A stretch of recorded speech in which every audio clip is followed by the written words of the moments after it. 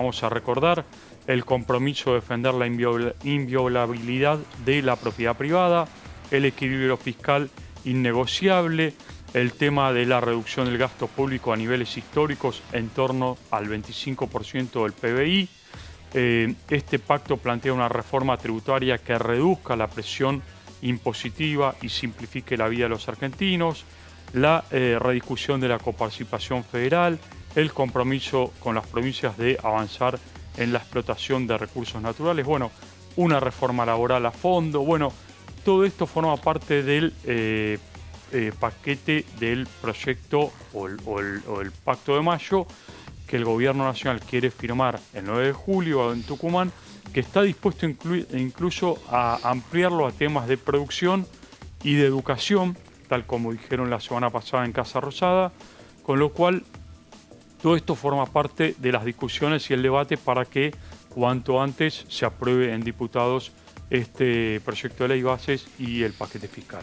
Bueno, ¿y qué podemos recuperar de la gira del presidente Javier Milei por Europa y de lo que dejó? Te escuchaba que hacías un pequeño semblanteo de esto en el programa de Pato, pero bueno, también te estabas ocupando sobre el grupo de amistad de Argentina con China, que bueno, es una potencia importante y un país para mirar porque aparte al presidente le interesa y además es un socio económico interesante.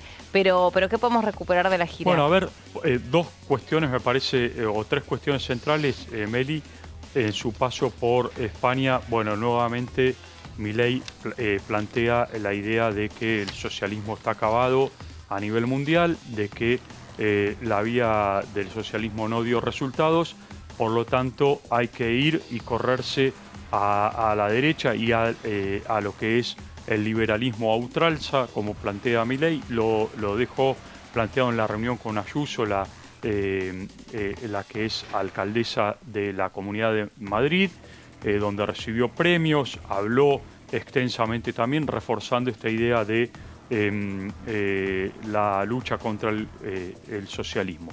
Primer punto. Segundo punto, me parece que hubo un mensaje muy fuerte a países como Alemania y República Checa, que forman parte de la OTAN, para reforzar la idea esta de la Argentina de su ingreso o el interés del ingreso de la Argentina como socio global de la OTAN y también en la OCDE, la Organización de los Países Desarrollados. Esto fue también lo que planteó en la reunión con Olaf Scholz, canciller de Alemania, y en Berlín.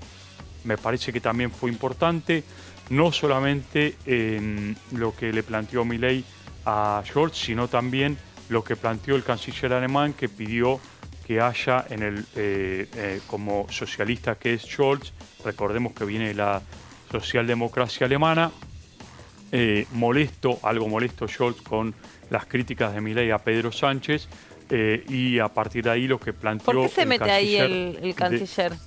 ¿Por qué se mete en eso el canciller? Porque Olaf Scholz está alineado con el Partido Socialista Español, en la Internacional Socialista, como parte de su partido que es socialdemócrata. Olaf Scholz le molestó mucho las críticas de Milei no solamente al socialismo, sino concretamente a Pedro Sánchez. Y pidió de que el programa económico de Milei tenga en cuenta el tema de inclusión social. Es raro en un canciller alemán que haga este tipo de planteos porque se está metiendo de alguna forma en la vida política de otro país. Claro, ¿no? Sí. Pero bueno, fue todo muy raro. También la visita de Milei a Alemania fue una visita que la diplomacia alemana la limitó a una visita corta, no fue una reunión bilateral, no hubo conferencia de prensa posterior. Hubo manifestaciones en contra del presidente argentino. Bueno, fue una visita bastante polémica, si querés, dentro de lo que, si comparás la visita que hubo en el G7 en el G7 o incluso visitas, por ejemplo, anteriores del presidente en su momento Alberto Fernández a Alemania, fue una visita mucho más amena que esta. Incluso en su momento Cristina Kirchner también, ¿te acordás con Angela Merkel? Que tenían muy buena relación. Bueno, en este caso hubo cierta tensión en ese encuentro. Y el último tramo de la visita, que terminó hace poco más de una hora, donde se firmaron acuerdos de cooperación militar y también en la República Checa, Milei insistiendo en esto de ingresar a la Argentina como socio global de la OTAN. Sí. Bueno, ¿y qué va a pasar esta semana, Gonza? Bueno, tenemos ¿Qué está previsto? Por lo menos tenemos programadas algunas reuniones de comisiones.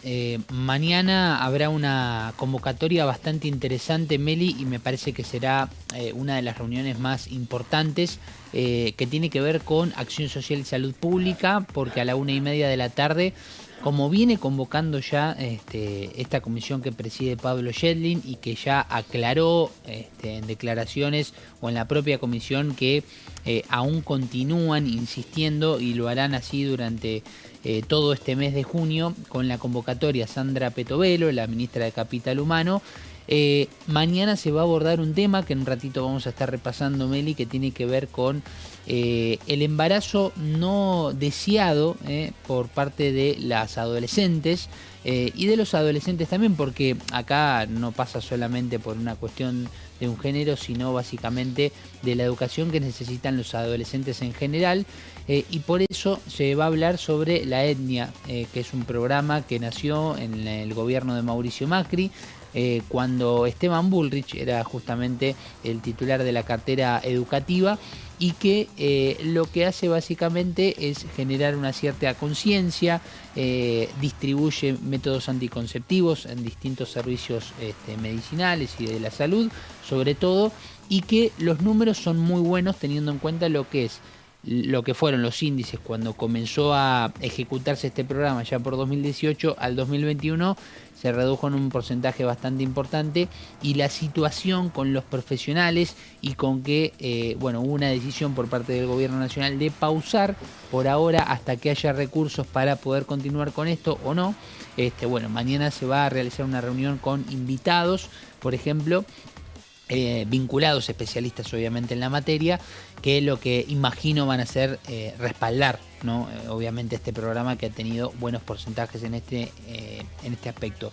También habrá una comisión que me parece quedó muy tardía en este sentido, porque estamos a punto de comenzar los Juegos Olímpicos. Se va a desarrollar una comisión del área de deportes, donde van a hablar de la situación actual del deporte en general. Digo que quedó un tanto cercana al comienzo de los Juegos Olímpicos, teniendo en cuenta que ya se había convocado antes y por distintas situaciones había quedado postergada, pero bueno. Sí, y aparte con lo que dejaron los últimos Juegos Olímpicos, que fueron post pandemia. Sí. Que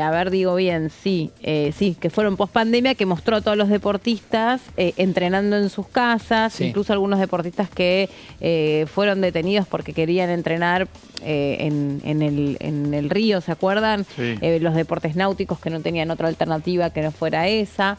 Y el mal desempeño que tuvieron había cuenta de la desfinanciación de el dinero que ellos cobraban por parte del Comité Olímpico Internacional, el Nacional, Comité Olímpico Nacional, que dirigía quien ahora es el actual embajador en los Estados Unidos, Wertheim, ¿no? Exacto, Wertheim, sí. Durante la gestión de él, como a cargo del Comité Olímpico, fue récord el desempeño de los deportistas, porque ellos por primera vez tenían un soporte económico que les permitió que si tenían alguna otra actividad, no tenían que dedicarse full time a la otra actividad y al deporte.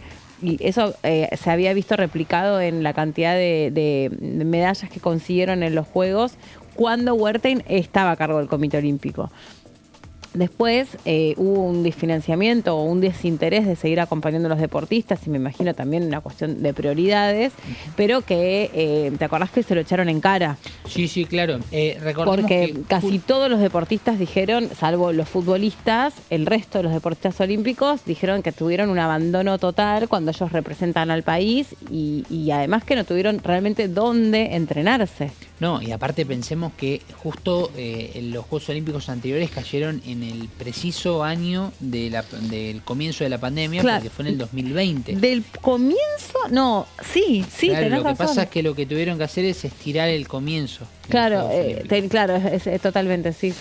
Por eso los bajos resultados que le pasó a muchas naciones, es cierto, pero aquí en la Argentina se sintió bastante, entendiendo que por lo general se suelen conseguir obtener mayor cantidad Sí, de pero además medallas. me acuerdo que, digamos, se revelaron muchas más cosas, independientemente de las consecuencias directas de no haberse podido entrenar como Sí. debían o como correspondía.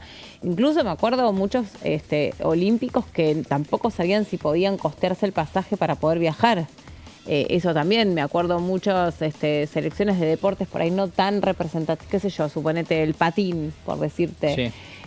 Que por ahí no son tan reconocidos nacionalmente a nivel local y entonces no tienen tantos sponsors, no consiguen de una manera tan fácil ir pasando las distintas pruebas para, viste que tienen que, no sé, ganar panamericanos y después ir pasando las distintas clasificaciones. Sí, Y todo eso también, hace que sea muy, muy desventajosa o muy...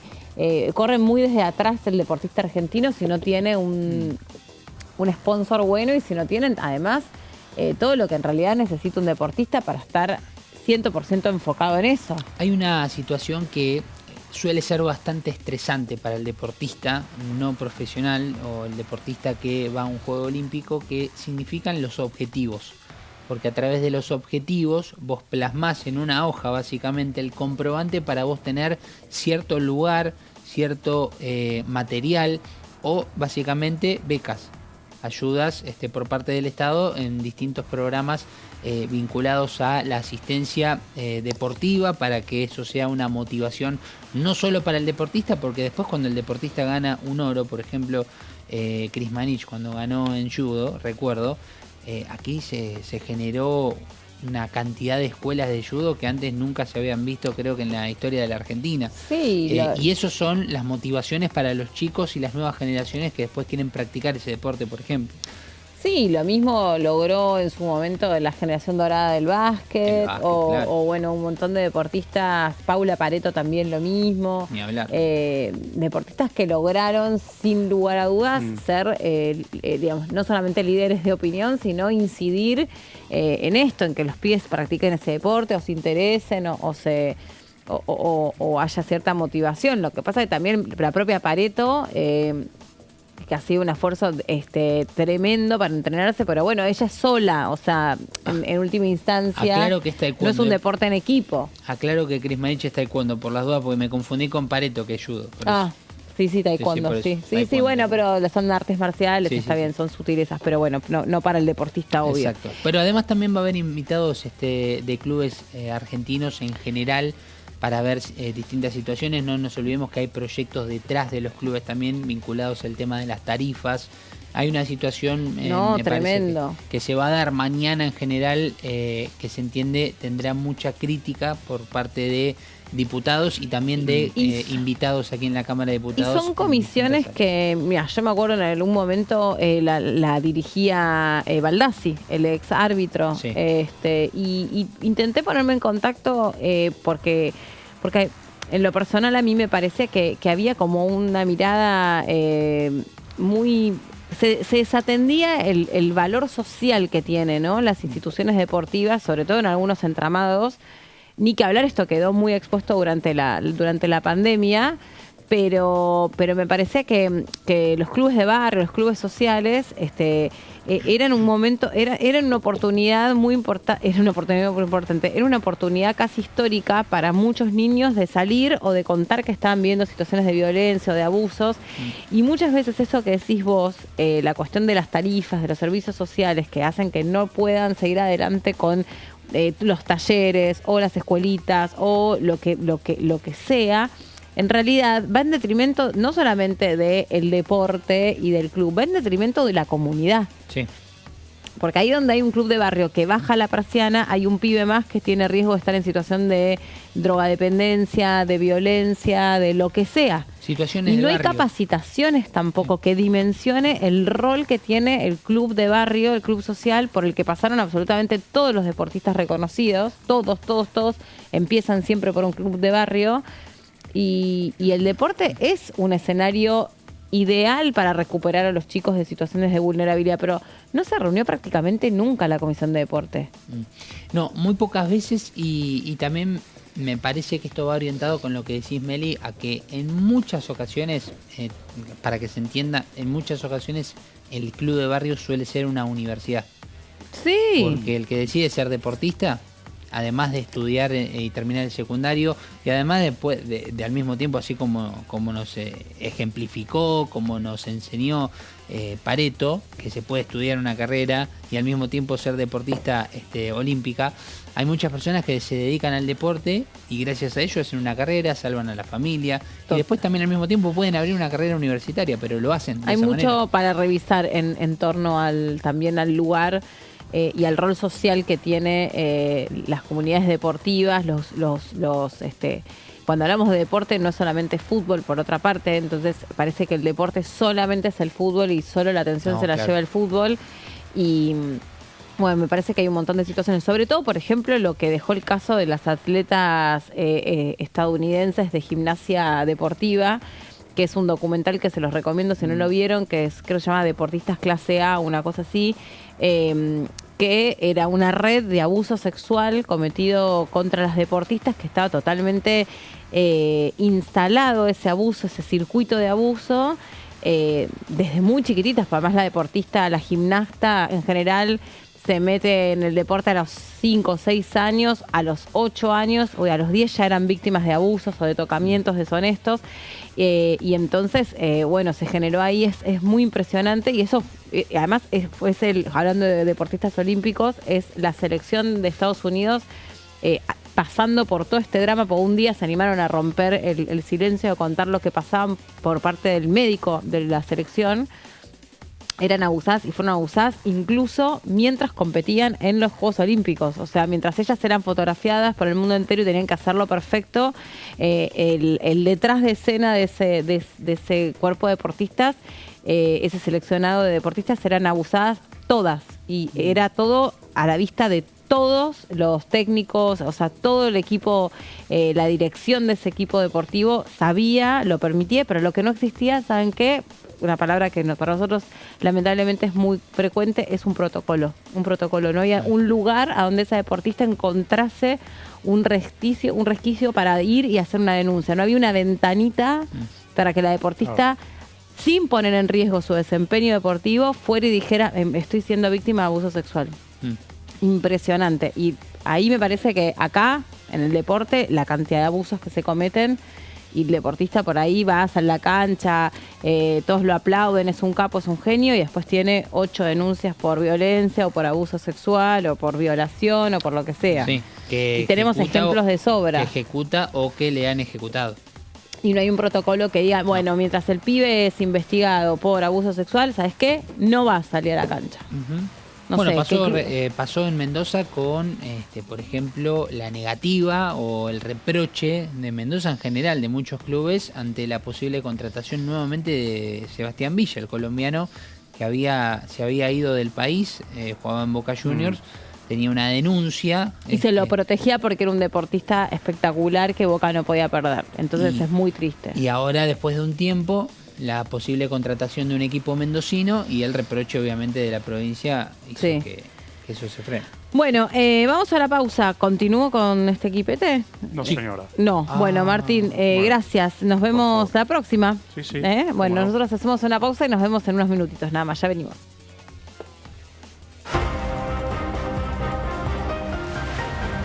Bueno.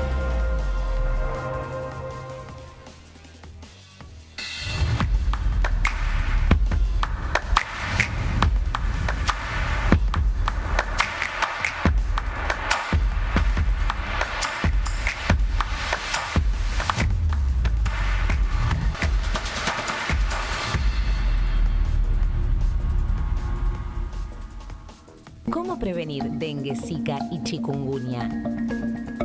Para prevenir estas enfermedades, evita que el mosquito te pique y no lo críes en tu casa.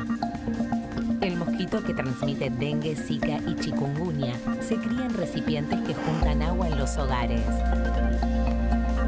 Da vuelta o tapa los objetos que puedan acumular agua o eliminalos si no los usás. Limpia y cepilla frecuentemente desagües y libera canaletas de hojas y o tierra. Evita tener plantas en floreros o frascos con agua. Limpia y rellena con arena los portamacetas.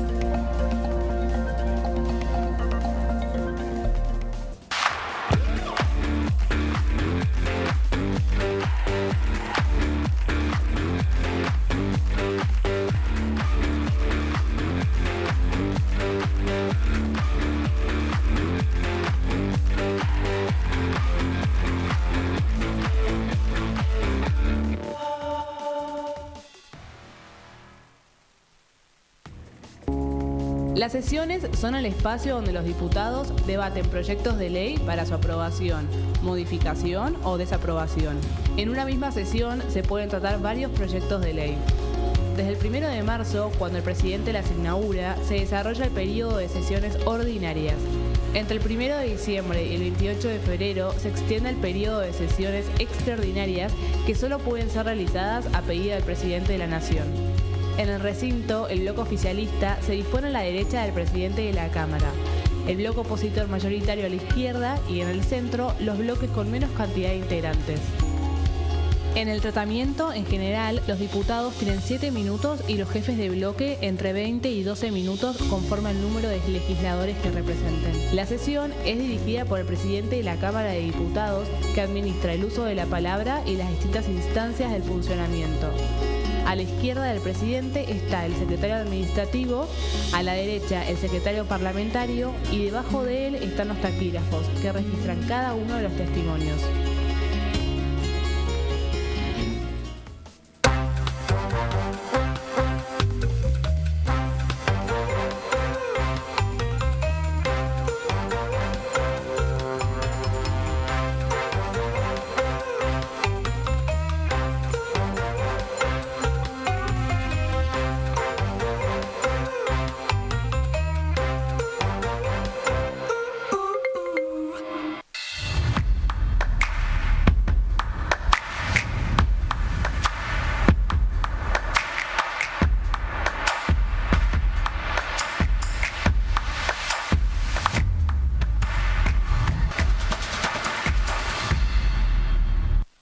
¿Qué diferencia hay entre la Cámara de Diputados y la Cámara de Senadores? La Cámara de Diputados representa al pueblo de la nación argentina. Esto significa que las provincias más grandes y con mayor cantidad de habitantes tienen muchos más diputados que las provincias más pequeñas. La manera de establecer las cantidades es proporcional.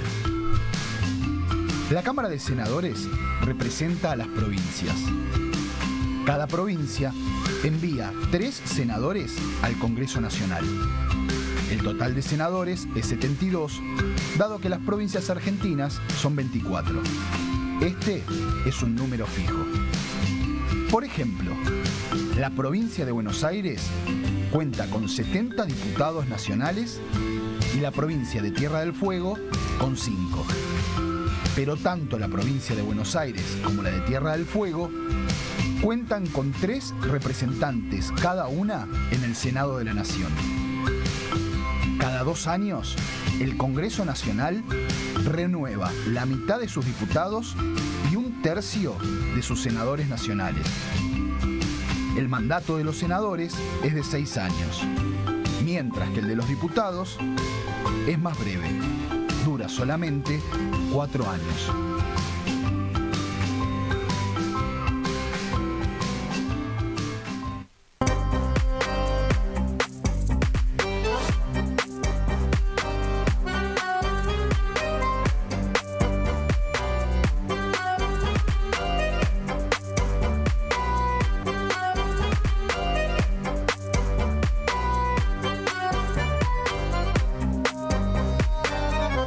En este momento millones de niños y niñas tienen desnutrición severa. Algunos están tan débiles que apenas pueden pararse. Pero con tu ayuda podemos salvar a los niños. Este alimento terapéutico listo para usar está lleno de vitaminas y nutrientes esenciales que ayudan a los niños y a las niñas a recuperarse de la desnutrición. Gracias a personas como vos, ayudamos a salvar a millones de niños cada año. Da un simple paso. Dona ahora y ayúdanos a seguir salvando vidas.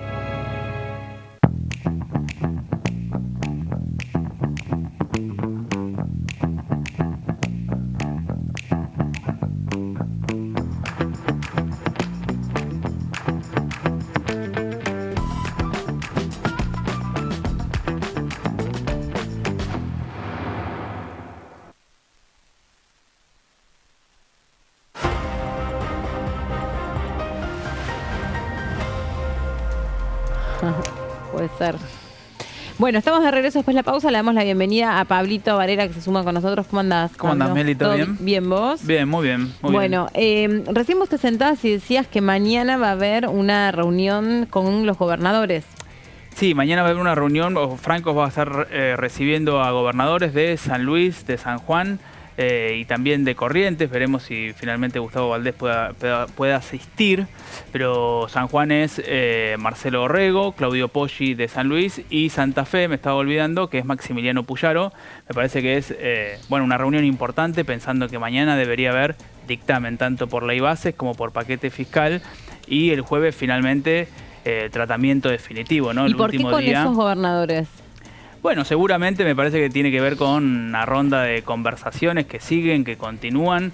Sabemos que el capítulo de ganancias es el que está un poco todavía ahí en cuestionamiento porque viene rechazado del Senado. Ahí hay una manifestación grande, me parece, de los bloques dialoguistas, como diciendo, bueno, el gobierno tiene que dar una señal clara de decir que está impulsando ganancias y no dejarnos a nosotros pagar el costo político de restituir o de restablecer esta cuarta categoría de ganancias.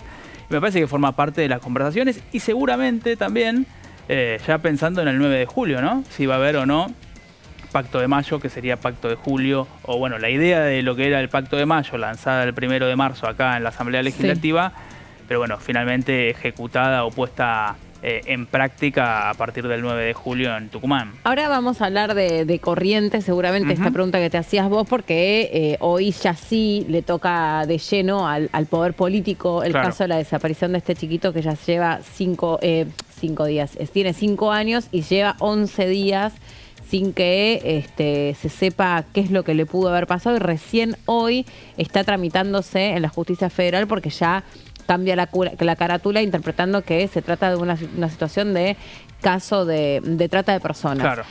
Una ley que existe, que fue sancionada y debatida en este Congreso de la Nación y que también va de la mano todo el tiempo, como casi todos los casos, de la lucha de los vecinos, de la lucha de los familiares. Parece que a los que se les paga para que avancen en este tipo de investigaciones y que hagan las cosas como corresponde, siempre barajando una hipótesis de máxima, porque se trata de un menor de edad, y es lo que dice el Alerta Sofía, ley sancionada por este Congreso Nacional.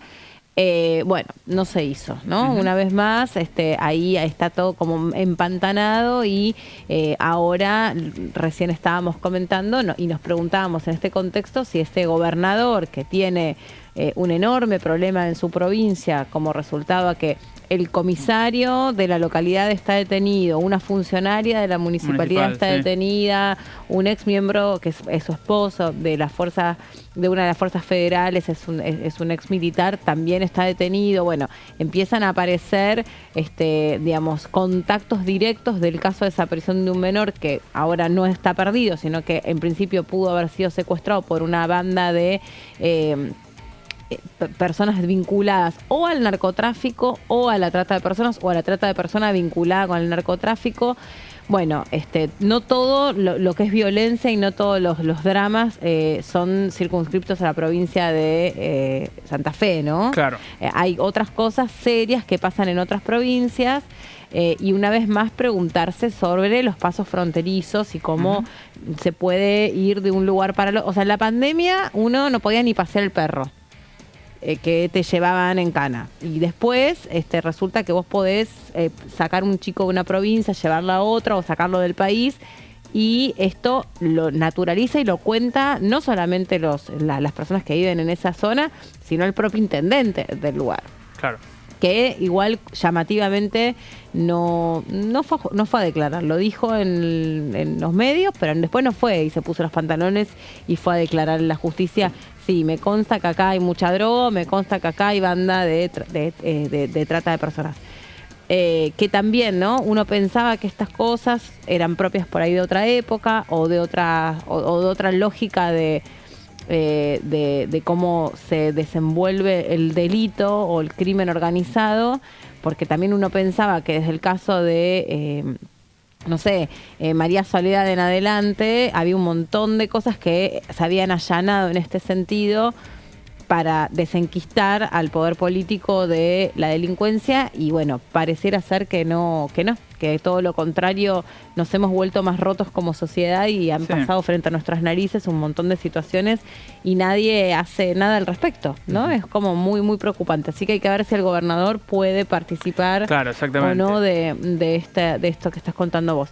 Voy con Gonza, que va a hablar del embarazo adolescente, que lo mencionábamos recién, que es un tema también, bueno, de una problemática social muy interesante y muy importante para prestar atención. Claro, exactamente, Meli, porque mañana a las 13:30 se va a llevar a cabo la Comisión de Acción Social y Salud Pública. Estaba tratando de averiguar si ya están confirmados, chequeados, avisados, notificados todos los invitados para esta comisión, porque el tema central en este caso, más allá de que, como aclarábamos recién, Pablo Yedlin aclaró que durante todo el mes continúa la convocatoria a esta comisión por parte de la comisión a Sandra Petovelo, la ministra de Capital Humano. El tema mañana será justamente el programa ENIA, que para el gobierno nacional aún no tiene los recursos para darle continuación a este programa, por eso lo ha pausado a mediados del mes de abril y por eso mañana habrá una fuerte discusión, imagino, con el blanco de críticas, ¿no? Para el gobierno nacional será una comisión bastante fuerte en este sentido, imaginamos, y que, bueno, va a tener como eje principal justamente este programa. Y vamos a tener un repaso de qué se trata, ¿no? Cuáles son los objetivos, por qué nació. Esto nació en el año 2017, presidencia de Mauricio Macri. Se sostuvo luego, obviamente, en la presidencia de Alberto Fernández. Como dato curioso, ¿por qué? Porque los programas, cuando no son por ley, es decir, son programas que se pueden, como en este caso, pausar, suspender, darle continuidad, poner más recursos, quitarle recursos y dejarlo con menos recursos. Bueno, por eso hay muchas discusiones respecto a este tipo de programas. Bueno, esto se aprobó en el Consejo Federal justamente de Educación. Solo hubo 3 provincias que no votaron favorablemente, pero fue por ausencia, no por no quererlo así, cuando se aprobó este programa. Y fue en el marco del Plan Estratégico Nacional de Educación 2016-2021. Son periodos en donde se planifican ciertas cosas. Esto era para... el programa tiene un nombre, Aprende y Enseña, Argentina Aprende y Enseña, y en uno de los marcos fundamentales dice que lo que se tiene que pregonar o permitir es el ingreso, la permanencia y el egreso también de los niños, los adolescentes, los jóvenes y los adultos a la educación. En el marco de este programa se lleva a cabo la creación de este programa para evitar justamente el embarazo, o en realidad el programa para crear una cierta conciencia, claro, exactamente, para prevenir el embarazo no deseado en los adolescentes.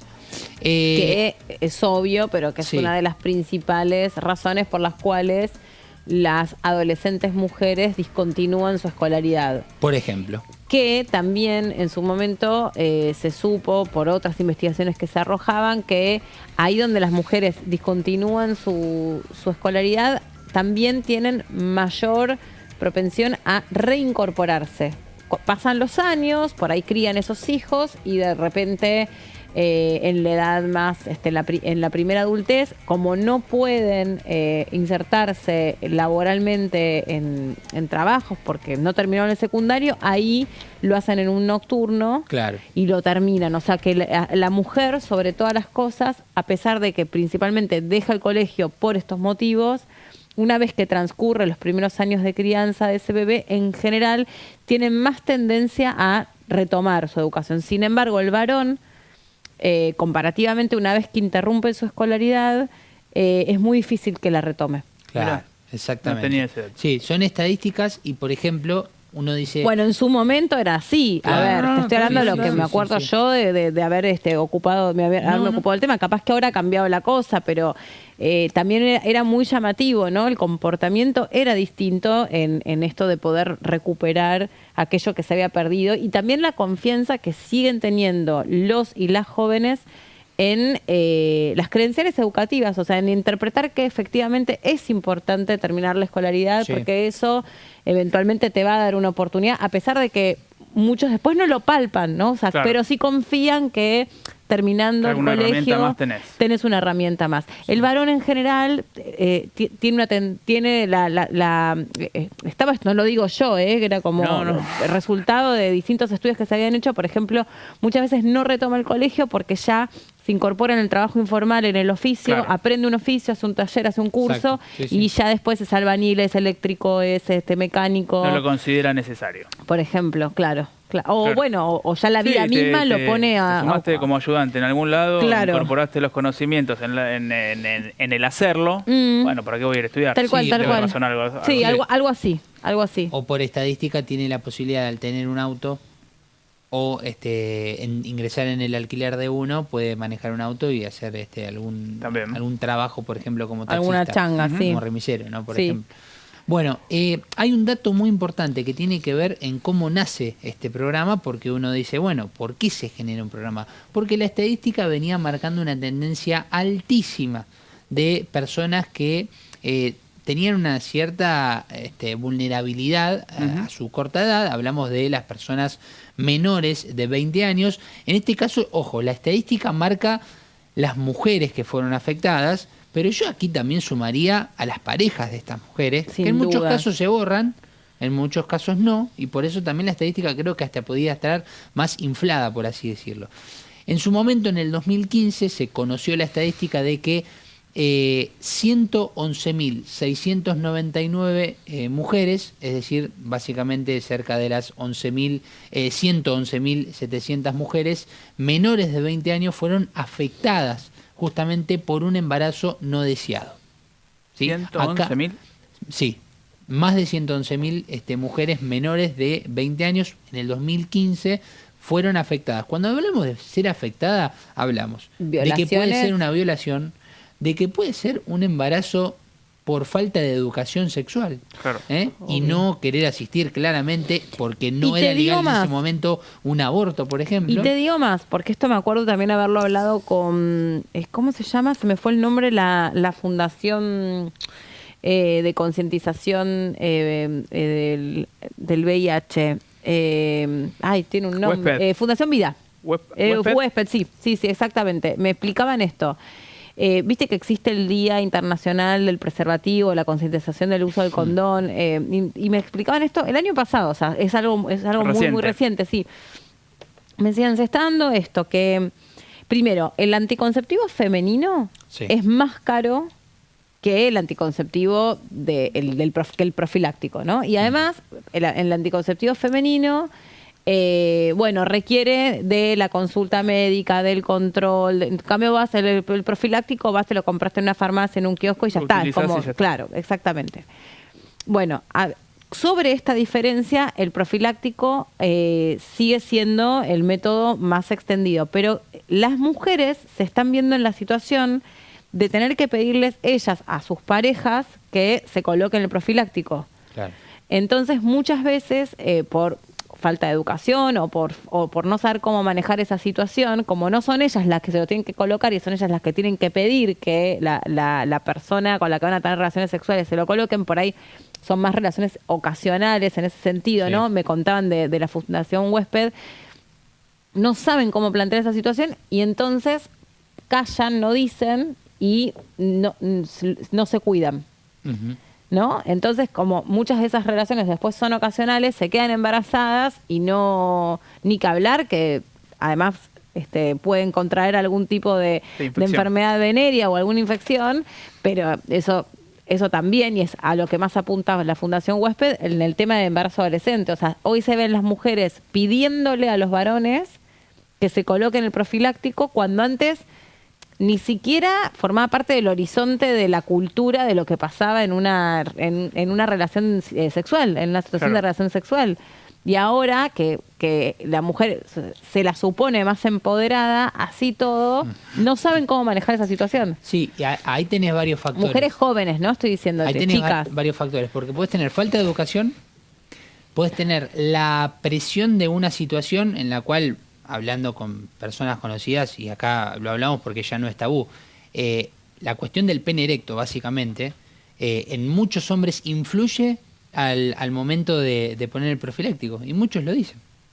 Y eso está mal, y es una cuestión que pone también incómoda a la mujer en ese sentido, en ese aspecto. Porque el hombre que va a esa situación se siente incómodo a la hora de ponerse el profiláctico, y genera una situación de incomodidad y también de falta de educación y falta de noción de lo que se está haciendo en ese momento y lo que puede llegar a repercutir después. Sí, completamente. Sí, por eso también, bueno, es una discusión mucho más profunda, pero por eso también, acá también es el resultante de políticas de educación sexual con perspectiva de género, ¿no? Claro. O sea, ¿cuál es la parte que le toca a cada uno, ¿no? En esa relación sexual y en ese encuentro y en esa cuestión. Hay mujeres que por ahí tienen la suerte de poder estar cubiertas ellas, independientemente de la conducta del varón, lo cual también está mal.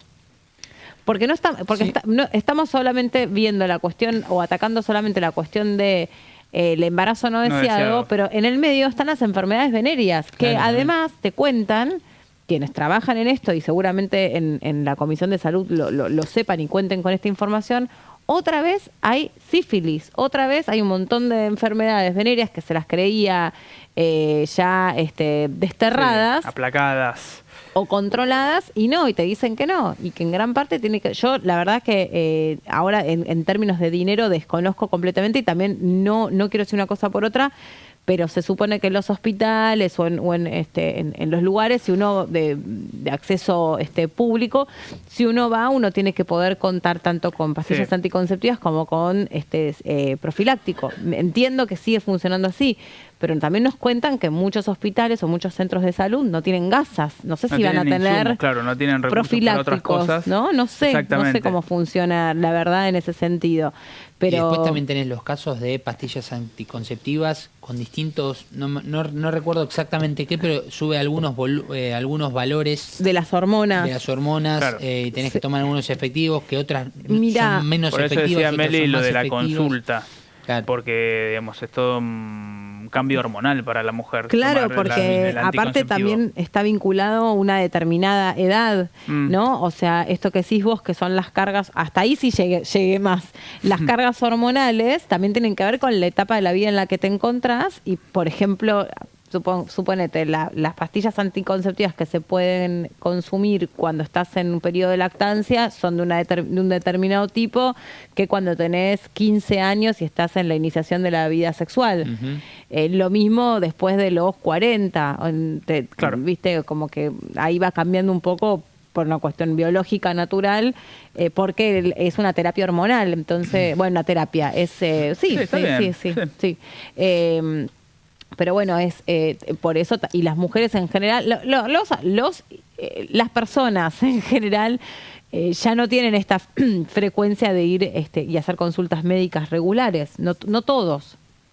Mejor dicho, ha bajado mucho eso también. Bueno, justamente para prevenir todo este tipo de situaciones, desde una situación en la cual la mujer se pone firme y tiene que decir o se hace o la relación sexual se tiene con profiláctico o no se tiene, claro, hasta la situación de saber cómo se lo debe poner, hasta la situación de cómo tomar la pastilla anticonceptiva y también cómo llevársela a los servicios médicos, claro, a los sistemas de salud también. Bueno, esta era un poco la funcionalidad en la educación que tenía este plan para el embarazo no deseado adolescente. Y la ESI, la educación sexual integral, que nosotros la damos por descontada, que sucede o que se implementa, y después resulta que no. Mirá, yo me acuerdo de una amiga mía que manda a sus hijos a un colegio privado católico, y ella me contaba que en esa comunidad un grupo de padres se quejó respecto a los contenidos de de la clase de educación sexual integral, y entonces se quitaron esos contenidos a pedido de los padres, porque en esa comunidad algunas cosas sobre las que se proponía conversar, que tiene que ver con cuestiones de educación, ¿no? Básicamente eran mal tomados o mal considerados, entonces se los quitó. Imagínate lo que pasa en provincias enteras que son conservadoras por excelencia o que tienen comunidades más bien más reticentes a tocar este tipo de temas. Directamente no se dicta las clases de educación sexual integral. No se provee esta información. Cuando nosotros éramos chicos, por lo menos te pasaban un video y te enseñaban más o menos cómo se colocaba un profiláctico. Te lo mostraban. Yo me acuerdo, traían el televisor. ¿No? Claro. Con el VHS. Sí, te ponían el video de... Gonzalo, sos muy chico, pero... Sí, del laboratorio conocido. ¿No estaba Pablo Rago como actor? Obvio, por supuesto, sí. Pablo Rago era el actor que tenía un poco más de mi edad, se calculo, no sé, no importa la edad. Sí. Pero era como una suerte era el referente para... No era un spot, porque no era una publicidad de 30 segundos, pero era como un corto, ponele, un corto. Sí. Claro, bueno, contando todo eso como... Y entonces los docentes se sacaban de encima esa, digamos, quien dictaba eso que por ahí era incómodo y no se sabe, pero ahí te traía, y venía el laboratorio conocido, te ponía el video y por lo menos te enseñaba en 2 segundos como, qué sé yo, lo mínimo, porque aparte de estas cosas en las casas no se hablaban. Claro. Ahora todo ha cambiado muchísimo. Aparte de una época en la que el VIH no tenía tratamiento. No. También. ¿No? Por supuesto. Entonces sí, que tuvo su pico en los 90, ¿no? Claro. Sí. Claro. Sí, todo eso yo estoy hablando de inicio de los 90, lo vi. Sí, y eso incidió muchísimo también en el comportamiento sexual y en cómo también todo el tiempo se te decía que, bueno, eso era algo que le pasaba a los homosexuales, por ejemplo, ¿no? Claro. Eso no le pasaba a la comunidad entera, eso le pasaba a los homosexuales. Mira, y me acuerdo cuando se debatió acá la ley de VIH-Sida, súper interesante también en este tema, cómo vieron que ahora, por ejemplo, los preocupacionales no te pueden obligar a que te hagas ese test, ni a pedir, ni que se difunda eso, porque no puede ser un elemento que le permita a un empleador decidir sobre si te emplea o no te emplea. El tema del VIH positivo. Y lo otro que te enseñan es que el VIH no contagia, el VIH se transmite. Porque también nosotros, al hablar, cometemos un montón de errores propios de no haber sido educados correctamente en este tema. Claro. Entonces hablamos de, bueno, tal contagió a tal. Bueno, no contagia, es un virus y el virus se transmite, ¿no?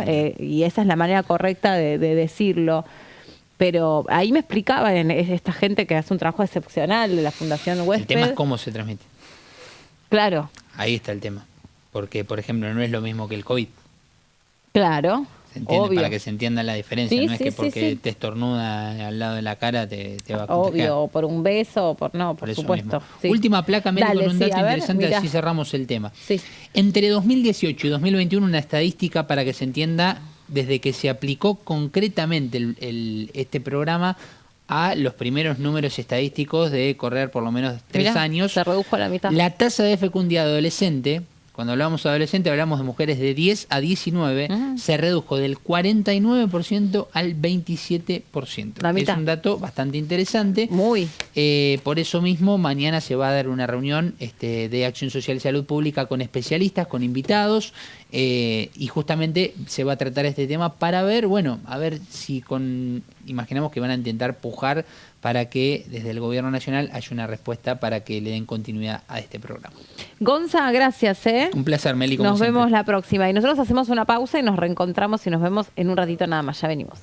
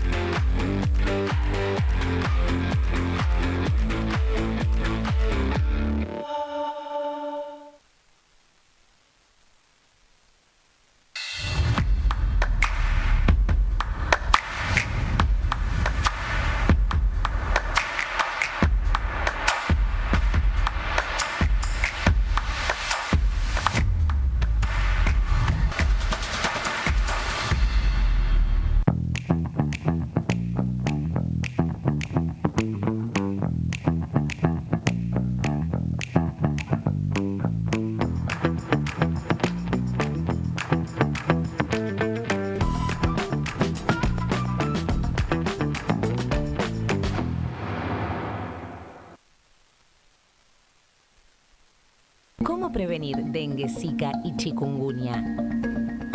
Para prevenir estas enfermedades, evita que el mosquito te pique y no lo críes en tu casa. El mosquito que transmite dengue, zika y chikungunya se cría en recipientes que juntan agua en los hogares. Da vuelta o tapa los objetos que puedan acumular agua o eliminalos si no los usás. Limpia y cepilla frecuentemente desagües y libera canaletas de hojas y o tierra. Evita tener plantas en floreros o frascos con agua. Limpia y rellena con arena los portamacetas.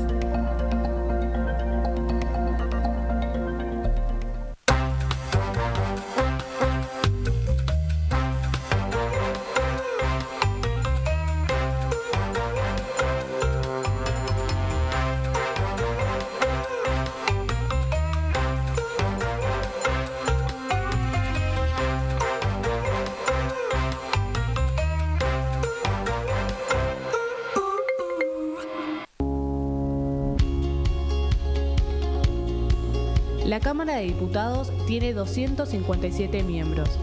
Los diputados debaten y sancionan leyes que rigen en todo el territorio nacional. Algunas de las más importantes son el presupuesto de gastos generales del Estado, el Código Civil, el Código Penal, la forma en que se rige el trabajo, las jubilaciones, entre tantas otras. Además, controla y hace un seguimiento de las políticas del Poder Ejecutivo a través de la visita de diferentes funcionarios o el pedido de informes, así como la posibilidad de realizar juicios políticos a los funcionarios. La duración de los mandatos de los diputados es de 4 años y pueden ser reelegidos indefinidamente. Desde el momento en que asumen y hasta el final de su mandato, no pueden ser acusados, interrogados judicialmente, ni molestados por las opiniones o discursos que imitan desempeñando su mandato. Son requisitos para ser diputado tener al menos 25 años, 4 años de ciudadanía argentina y haber nacido en la provincia por la que se postula o haber residido en ella los 2 años precedentes. Se agrupan en bloques que expresan partidos políticos o afinidad ideológica. Existen también los monobloques integrados por un solo diputado.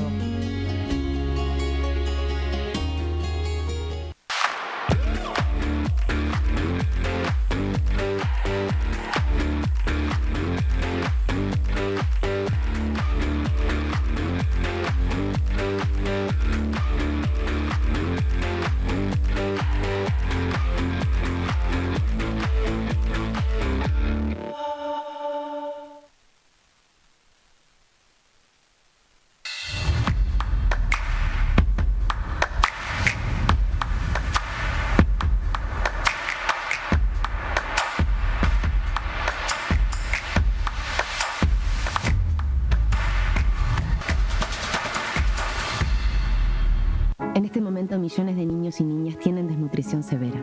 Algunos están tan débiles que apenas pueden pararse. Pero con tu ayuda podemos salvar a los niños. Este alimento terapéutico listo para usar está lleno de vitaminas y nutrientes esenciales que ayudan a los niños y a las niñas a recuperarse de la desnutrición. Gracias a personas como vos, ayudamos a salvar a millones de niños cada año. Da un simple paso. Dona ahora y ayúdanos a seguir salvando vidas.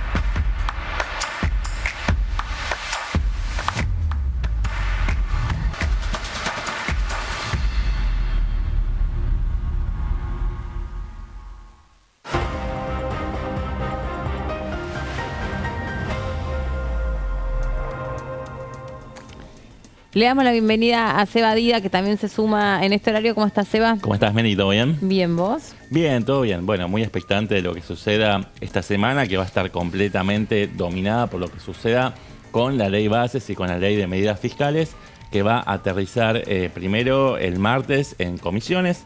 Recordemos que este es un paso que no es inevitable y necesario, pero se determinó que haya una discusión allí por la complejidad del tema. Y el jueves va a estar desembarcando este debate en el recinto. Pero la gran pregunta es qué versiones de la ley bases y de la ley de medidas fiscales vamos a estar discutiendo, mejor dicho, los diputados y diputadas nacionales, porque bueno, hay distintas interpretaciones acerca de qué es lo que se puede hacer con los dictámenes del Senado, que sufrieron cambios, y el dictamen original de diputados, que sabemos que hay muchos sectores que van a insistir con el texto que se aprobó con media sanción aquí. Así que bueno, hay dos bibliotecas. ¿No es obligatorio que pase por las comisiones? ¿Eso entendí bien? Eso se determinó en función de que haya una mejor dinámica por la gran variedad y multiplicidad de temas y la relevancia que tiene cada uno de estos temas. Pero no es que es necesario, digo, han habido otras votaciones, otros trámites legislativos que tuvieron un recorrido diferente, que no pasaron por comisiones, sino que directamente va al recinto. Fueron al recinto para decidir si se insistía con la versión original de la Cámara iniciadora o se aceptaban los cambios de la Cámara revisora, que claro, pasa que ahí hay dos interpretaciones, ¿no? Sobre qué cosas se puede insistir, cuáles se han sido quitadas en el Senado directamente del cuerpo de la ley, si se puede o no se puede insistir, si es constitucional o no es constitucional, y si se avanza en ese sentido y alguien interpreta que no se podía avanzar, ¿qué pasa? ¿Y qué significa que una ley sea aprobada en general? ¿Y qué significa que después de esa ley aprobada en general se le quite partes?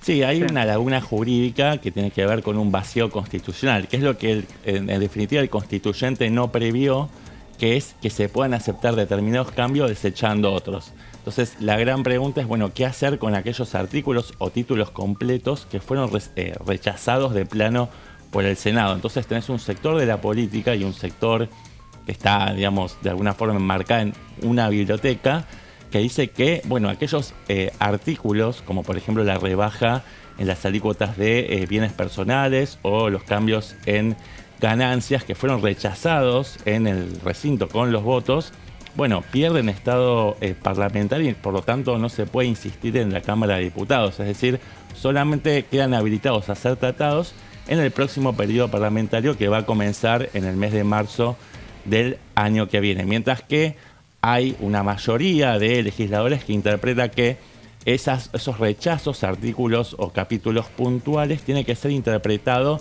como si fueran modificaciones o adiciones al texto. Y de esa manera, bueno, hay fundamento, hay basamento para que se pueda insistir con la versión original, que era el dictamen que salió de la Cámara de Diputados. Claro. Bueno, es muy técnico, de todos modos, la explicación. A veces se nos escapan algunas cuestiones, pero bueno, uno trata de resumirlo. No, pero hay que anticipar un poco lo que va a empezar a ocurrir acá en la Cámara de Diputados para que entendamos todos eventualmente, en todo caso, independientemente de lo que suceda, qué es en términos generales lo que se va a discutir, porque... Y me parece que un poco de lo que estamos conversando es, más allá de la cuestión de la interpretativa estrictamente de lo que es el artículo 81 de la Constitución Nacional, ¿qué puede pasar eventualmente con lo judicial? Porque estamos hablando también de tributos, digo, bienes personales, ganancias, son dos capítulos que justamente fueron rechazados en el Senado, y digo, ¿qué va a pasar? Un juez en La Quiaca puede dar lugar a un amparo, una cautelar, lo mismo en Tierra del Fuego, digo, en Ushuaia, para poner los dos extremos del país, norte-sur. Me parece que ahí el gobierno tiene que ponerse fino, ver bien el tema de la reglamentación y tratar de no dejar ningún hueco legal o jurídico hacia adelante. Digo, más allá, además está todo el poroteo, toda la discusión. Si mañana efectivamente salen dos dictámenes, uno para cada ley o más de uno. Bueno, además está toda esa cuestión dando vueltas, además de la gran interna de la UCR, que es un poco también lo que vimos en estos últimos días. Ahora me vas a contar que ese tema lo trajiste bien ahí detallado. Pero bueno, queremos compartir con ustedes una exposición que hubo aquí en la Cámara de Diputados, en el edificio anexo, con motivo de la conmemoración del Día de la Bandera. Allí recogimos la opinión del diputado Pichetto y también del presidente de la Cámara de Diputados, Martín Menem, y lo compartimos con ustedes. Bueno, buenas tardes y agradecerle a Diputados TV la presencia en esta tarde que tiene mucho de conmemoración también del día de mañana, que es el Día de la Bandera. Estamos inaugurando una parte del edificio de la Cámara de Diputados donde desarrollo mi actividad como diputado nacional un lugar que hemos recuperado con el apoyo del presidente de la Cámara, que me prometió que iba a venir también, y de paso hacer una presentación cultural con un pintor que trabaja fundamentalmente cuadros de banderas, escarapelas, interviene en las banderas, es todo un arte y es un hombre que tiene una trayectoria en la cultura de la Argentina y también expone en el extranjero, en Estados Unidos, que es Julio Albizu. Así que, bueno, un encuentro y fundamentalmente lo que significa, digamos, recordar en el día de hoy también el Día de la Bandera, que se cumple mañana, y abrir estas oficinas que han sido recuperadas, que pertenecen al Estado público, a la Cámara de Diputados, y que estaban en un nivel de deterioro realmente muy importante cuando comenzamos a reconstruirla, a recuperar también el mobiliario, todo lo que significa, digamos, este edificio que todavía falta hacer la tarea de comunicación con el otro ascensor que no funciona, en fin. Pero es una pena porque es un edificio histórico que pertenece a la Cámara de Diputados de la Nación. Bueno, ahí está la palabra del diputado Pichetto con esta muestra artística con motivo del aniversario de la bandera, el Día de la Bandera. Bueno, Pabli, ahora seguimos con vos con lo que estabas justo anunciando, ¿no? Y va todo de la mano. Va todo de la mano porque la interna de la UCR... Los roles de los distintos bloques, ¿no? Totalmente. En esta discusión de la ley de bases. Sí, y un poco lo que mencionábamos recién de esta discusión más constitucional, si se quiere, con una UCR que tiene diferencias en la interpretación del artículo 81 y además tiene diferencias políticas con el posicionamiento respecto de lo que vino del Senado hacia diputados y que efectivamente será votado el jueves o no. Todo obviamente a confirmarse, pero uno entiende que la hoja de ruta que trazó el oficialismo no va a tener mayores modificaciones. Mañana debería haber dictamen por cada una de las leyes o más de uno y el jueves finalmente ir al recinto. El titular del bloque de la Unión Cívica Radical, que no viene votando el bloque, digo, de manera unificada, sino que viene con tres grandes sectores, para decirlo muy generalmente, Rodrigo de Loredo se despachó de alguna manera la semana pasada con un hilo en Twitter o en la red X, que todavía yo me resisto a decirle X, así que sigo diciéndole Twitter, pero bueno, ahí se despachó con un hilo de tweet muy grande donde marcó posición largamente respecto de varios temas de ley bases y obviamente paquete fiscal. Y ahí vemos uno de los textuales que dice que los cambios que se han hecho han mejorado los textos y contarán con nuestro acompañamiento, obviamente haciendo referencia a lo que es el radicalismo. El sector que encabeza de Loredo, bueno, está dispuesto a acompañar lo que propone el gobierno. También le exigen al gobierno que sea claro en lo que viene, en lo que quiere que efectivamente termine de votarse. Vemos en la siguiente placa. Las diferencias obviamente en lo que tiene que ver entre lo que viene del Senado a diputados tiene que ver con ganancias, lo mencionábamos recién, con bienes personales y con las privatizaciones. Acá vemos algo más de tinte político, donde De Loredo dice que los diputados no estamos obligados a votar lo mismo que los senadores. Esto muy en relación a los cortocircuitos que se armaron con Pablo Blanco, que es un senador de Tierra del Fuego, del radicalismo, que salió a decir o salió a marcar que el gobierno tenía un acuerdo con el Senado para que, por ejemplo, Aerolíneas Argentinas no sea incluida en la lista de posibles empresas privatizadas. Cosa que, evidentemente, ahora en diputados va a volver a insistirse con el despacho original, con lo aprobado originalmente. Por lo tanto, Aerolíneas, Correo Argentino y RTA estarían incluidos. Las privatizaciones de aerolíneas tiene que ser aclarada. Esto es otro de los puntos que marcó De Loredo en ese extenso tuit. Bueno, De Loredo tiene una posición muy clara, dice que Aerolíneas Argentinas tiene un déficit operativo muy importante diario, y en cambio hay algunos senadores de algunas provincias que dicen, bueno... ¿Déficit operativo está solamente contable? $1.400.000 sí, diarios, dice. Diarios. Esa es la cifra que da Rodrigo De Loredo, no sé dónde extrae la cifra, pero es la que él marca en sus redes sociales. Acá vino el titular de Aerolíneas Argentinas cuando Máximo Kirchner quiso avanzar con una ley de protección de aerolíneas. Pablo Seriani era, creo, ¿no? Sí. Sí. Correcto. Y presentó o abrió los libros contables de la empresa y contó, obviamente es un poco complicado hacer esa arquitectura, pero contó que todo lo contrario, que Aerolíneas Argentinas era siempre una empresa que estaba a la orden del día. Con los números superavitaria, digo, había iniciado un sendero de recorte del déficit fiscal. De hecho, ya se estaba acercando claramente a un equilibrio. Dijo que no tomó un solo peso del presupuesto que se había definido para el sustento de Aerolíneas Argentinas, que no se ejecutó un solo peso, que había ganado nuevas rutas. Marcaba que era una empresa autosustentable. Eso, no me salía la palabra, y exacto. Que además toda la operación de rutas comerciales a cargo de Aerolíneas Argentinas, que es donde no llega el mercado, él decía que motorizaba economías regionales que de otra forma no hubiera sido posible, porque el mercado privado, bueno, obviamente hace prevalecer la lógica de la rentabilidad, ¿no? Y bueno, rutas comerciales, no sé, de repente de Tierra del Fuego a Mendoza, bueno, es una ruta que no genera ganancias para el mercado, y allí está Aerolíneas Argentinas para unir puntos y generar negocios, ¿no? Claro. Sí. Ese era el argumento de quien entonces conducía Aerolíneas Argentinas, pero claro, pertenecía a una agrupación política, la Cámpora, y obviamente hacía un recorte parcial que tuviera que ver con, justificar que se conserve la aerolínea de bandera en manos del Estado.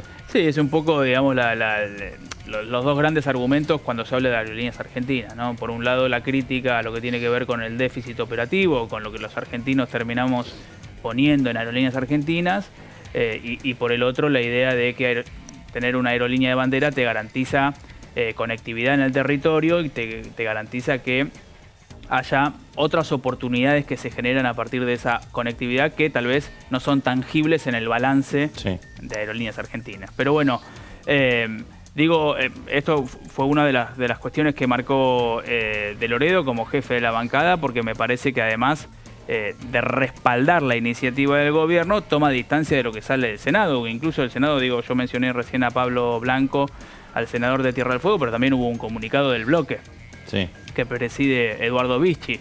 Así que ahí también se vio mucha interna radical. Sí, es muy difícil cómo le explica Rodrigo de Loredo y bueno, el resto de las autoridades del bloque a Pablo Blanco, que se golpea el pecho con las manos diciendo, bueno, gracias logramos a nosotros, esto. Gracias a papá, estamos blindando Aerolíneas Argentinas en manos del Estado. Bueno, y ahora la Cámara de Diputados y sus propios correligionarios borran con la mano lo que ellos escribieron de puño y letra en el Senado. Así que bueno, son tensiones internas que se viven a flor de piel. Es un tema que vos lo sabes mejor que yo, Pablo. Así es, y ahí veíamos acá en esta última placa un textual de Carvajal, que es Fernando Carvajal, que es un diputado por Formosa y que tiene obviamente la particularidad de haber sido juez, y que ya no nos metemos solamente en lo político, sino en esto que mencionábamos antes sobre Él dice que directamente si se sacan capítulos de la ley, o sea, no se puede tratar, es anticonstitucional y cae el tratamiento de la ley entera si se avanza de esa manera. Exactamente, Meli. Lo que el Senado rechazó quedó afuera, el sistema es bicameral, ambas cámaras deben aprobar, y ahí vemos que la Cámara de Diputados no puede insistir con moratoria previsional, ganancias ni bienes personales. Es decir, la moratoria previsional ni siquiera fue puesto en debate, fue retirado del texto en el Senado. Exactamente. Acá de diputados salió la eliminación de una moratoria previsional que había sido aprobada durante el gobierno, iba a decir de Massa, pero de Alberto Fernández cuando Massa era ministro de Economía. Bueno, el Senado ni siquiera llegó al recinto, como dice Seba, porque bueno, obviamente es lo que se acordó ahí. Bueno, lo que está planteando Carvajal, de vuelta, hago hincapié en esto. Las internas radicales no solo tienen que ver con lo político, también tienen que ver con la interpretación del artículo 81 de la Constitución, y un poco es eso lo que dice Carvajal, ¿no? Que aquello que fue de cuajo eliminado en el Senado no puede ser vuelto a tratar acá en la Cámara Baja, todo a definirse, porque mañana tienen que estar los dictámenes. ¿A qué hora es mañana la reunión de comisión? No está citada formalmente, pero 14 y 18 horas respectivamente debería ser, ¿no? Bases a las 14 y 18 paquetes fiscales. Claro, para bases son las mismas 3 comisiones que habían tomado intervención en el debate anterior en la Cámara de Diputados, que son Legislación General, Asuntos Constitucionales y Presupuesto y Hacienda. Una vez que ya arribás al dictamen o a los dictámenes, bueno, solamente continúa sesionando la Comisión de Presupuesto para tratar la Ley de Medidas Fiscales Paliativas. Ahora, y ¿cómo? Ley de Medidas Fiscales Paliativas. Tres adjetivos. Mira, me lo perdí ese. ¿No debiera pasar la discusión de fondo sobre las modificaciones por la Comisión de Asuntos Constitucionales?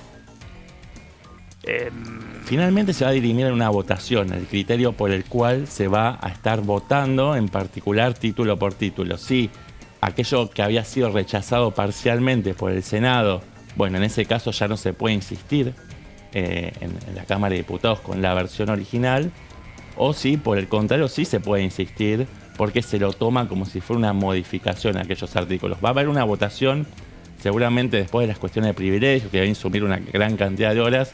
Va a haber una votación para definir el criterio por el cual se va a estar convalidando aquello que se vote, valga la redundancia, ¿no? ¿Puedo decir porque bienes personales y ganancias no está en bases y bases sí pasa por asuntos constitucionales? No, porque el debate no entendí tu pregunta, en realidad. Porque el debate es constitucional, es de los abogados constitucionalistas. Está bien. ¿Qué se puede? O sea, hay un reglamento, pero lo que mata el reglamento es la Constitución. Eso lo vamos a ver el martes en la reunión. Se van a sacar las mechas, los diputados que sostienen una y otra postura, defendiendo sus propias posiciones y sus propias interpretaciones reglamentarias.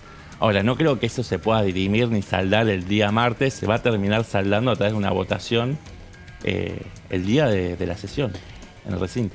Sí, después si llega a la justicia es un camino muy sinuoso. Que si llega a la Corte, habitualmente otro tema. Yo creo que la justicia se va a excusar y va a desestimar esas impugnaciones. No quiero ser visionario ni pecar No, pero es un camino lógico. Pero digo, sería lógico, la justicia no va a intervenir ni interferir. Va a decir, bueno, seguramente hay independencia de poder. No podemos intervenir en cuestiones que tienen que ver con la interpretación del proceso de formación de la ley. Son cuestiones, son facultades que son propias, inherentes a el Poder Legislativo, y por la propia división de poderes que establece la República, la justicia no tiene alcance. Yo creo que esa va a ser la respuesta, como soltándole la mano, ¿no? Despegándose.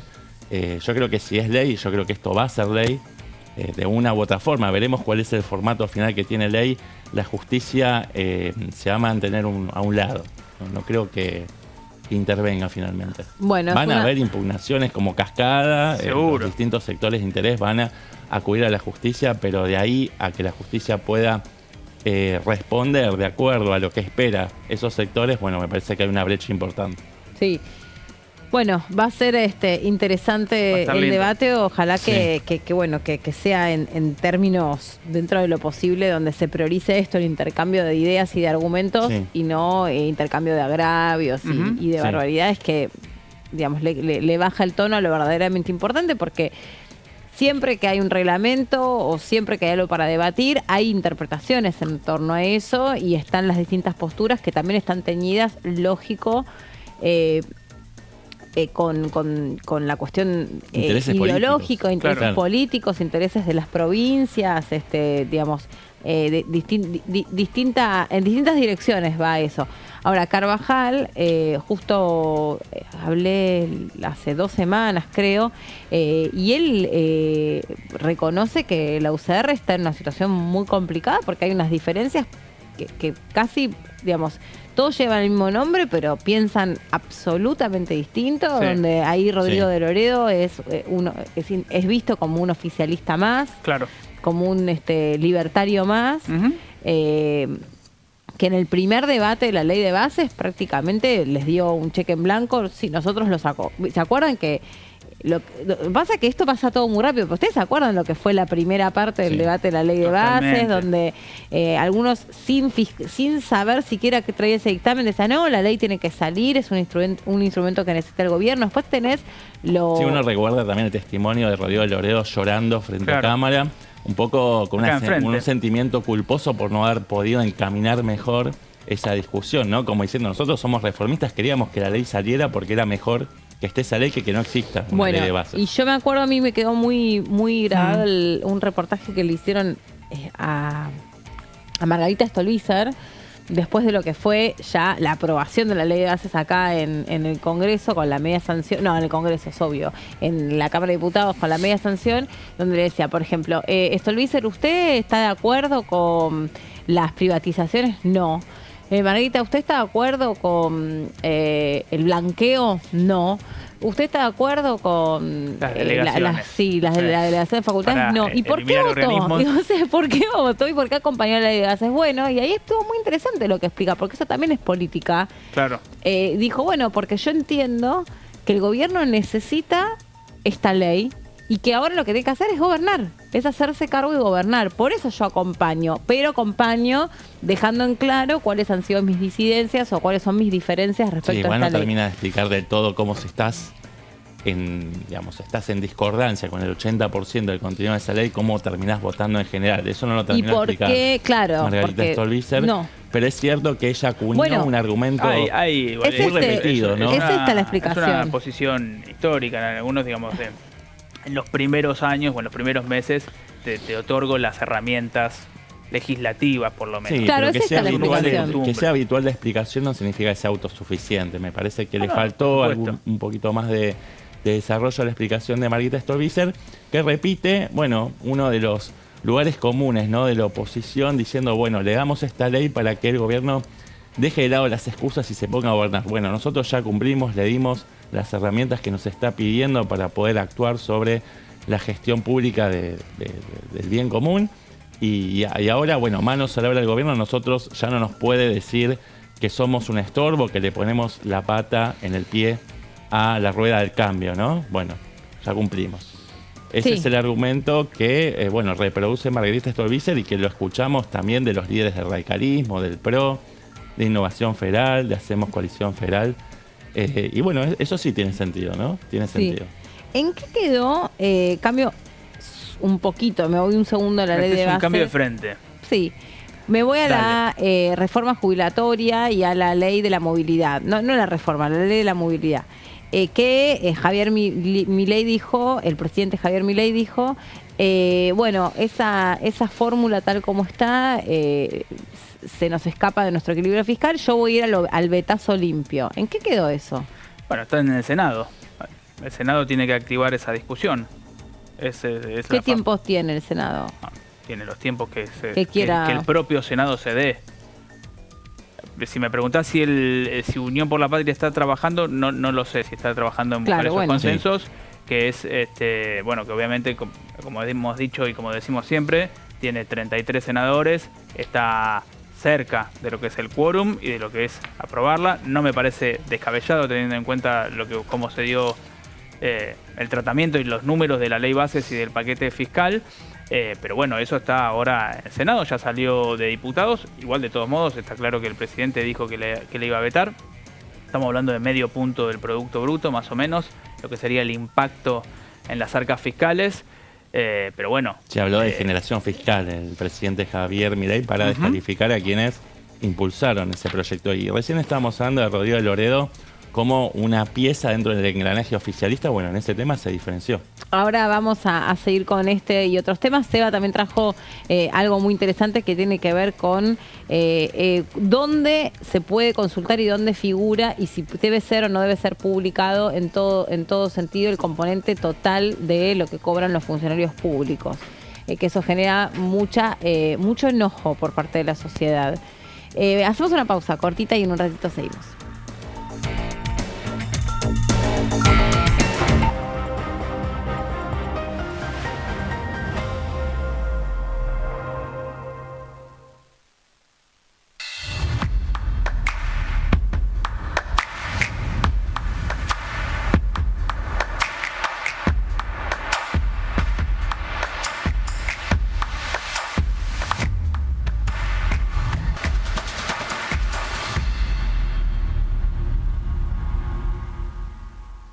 ¿Cómo prevenir dengue, zika y chikungunya?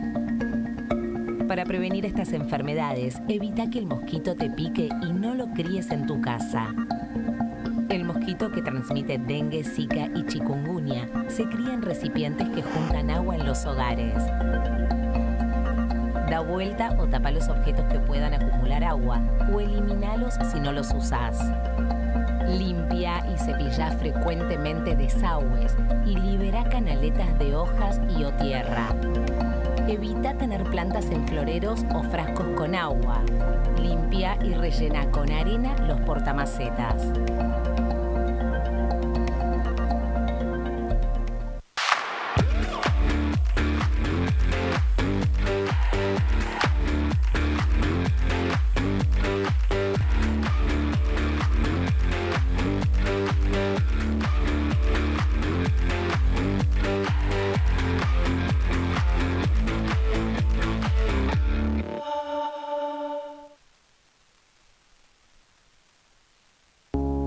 Las sesiones son el espacio donde los diputados debaten proyectos de ley para su aprobación, modificación o desaprobación.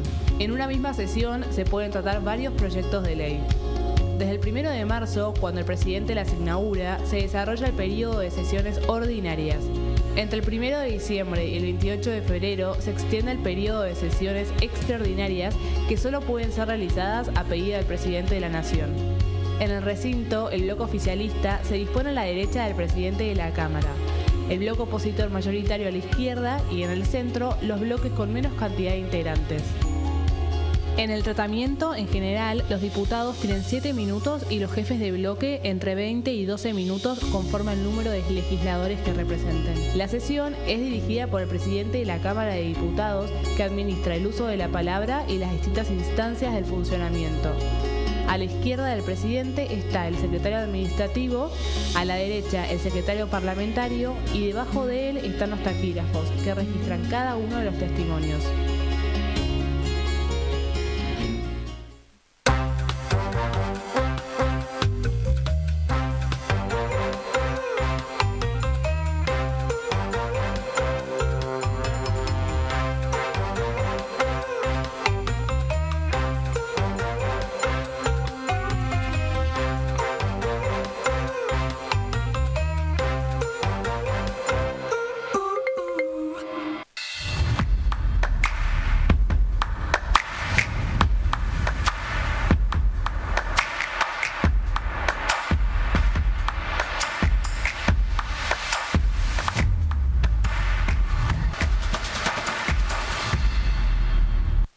¿Qué diferencia hay entre la Cámara de Diputados y la Cámara de Senadores?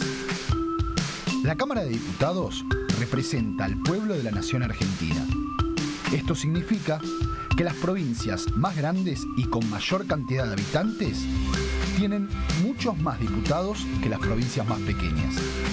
La manera de establecer las cantidades es proporcional. La Cámara de Senadores representa a las provincias.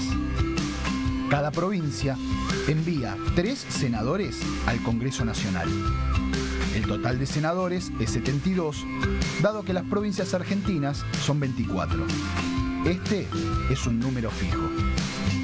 Por ejemplo, la provincia de Buenos Aires cuenta con 70 diputados nacionales y la provincia de Tierra del Fuego con 5.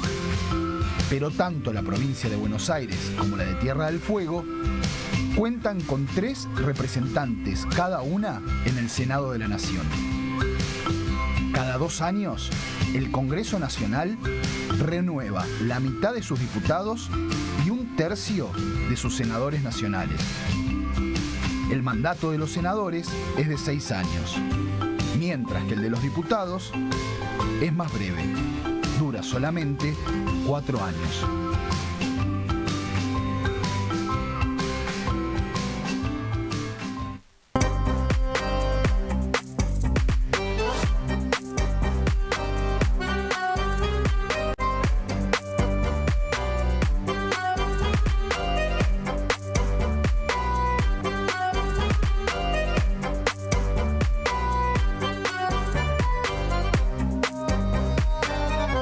En este momento millones de niños y niñas tienen desnutrición severa.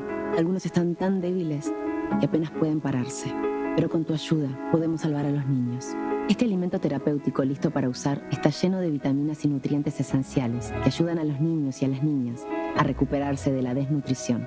Gracias a personas como vos, ayudamos a salvar a millones de niños cada año. Da un simple paso. Dona ahora y ayúdanos a seguir salvando vidas.